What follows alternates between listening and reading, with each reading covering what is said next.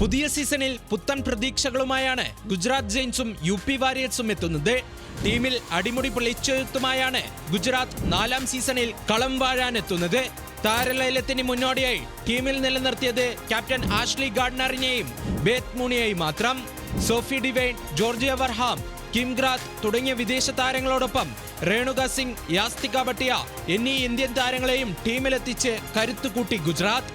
മറുവശത്തെ ഇന്ത്യക്ക് ലോകകപ്പ് നേടിത്തന്നതിൽ മുഖ്യ പങ്ക് വഹിച്ച ദീപ്തി ശർമ്മയെ ക്യാപ്റ്റൻ സ്ഥാനത്ത് നിന്ന് നീക്കി മെഗ്ലാനിങ്ങിനെ കീഴിൽ കിരീടം നേടാമെന്ന പ്രതീക്ഷയിലാണ് UP.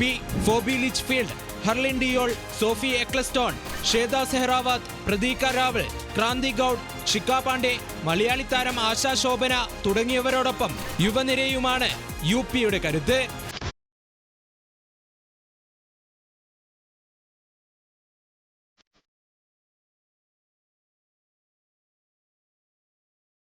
മൂന്ന് വട്ടം കയ്യെത്തും ദൂരത്ത് നഷ്ടപ്പെട്ട കിരീടം ജമീമ റോഡ്രിഗസിന് കീഴിൽ നേടാമെന്ന പ്രതീക്ഷയിലാണ് ഡൽഹി ക്യാപിറ്റൽസ്. ജമീമയ്ക്കൊപ്പം ഷഫാലി വർമ്മ, ലോറോ വോൾവാർഡ്, ശ്രീചരണി, സ്നേഹ റാണ, മലയാളി താരം മിന്നുമണി ഉൾപ്പെടെ നിരവധി പരിചയസമ്പന്നരെയാണ് ഇത്തവണ ഡൽഹി കൂടാരത്തിലെത്തിച്ചിരിക്കുന്നത്. അലാന കിങ്ങും ലൂസി ഹാമിൽട്ടണും നയിക്കുന്ന ബോളിംഗിൽ ഡൽഹിക്ക് ആശങ്കയേതുമില്ല. ഡൽഹിക്കെതിരെ ഇറങ്ങുന്ന ഹർമൻപ്രീതിന്റെ മുംബൈയുടെ ലക്ഷ്യം സീസണിലെ ആദ്യ ജയം.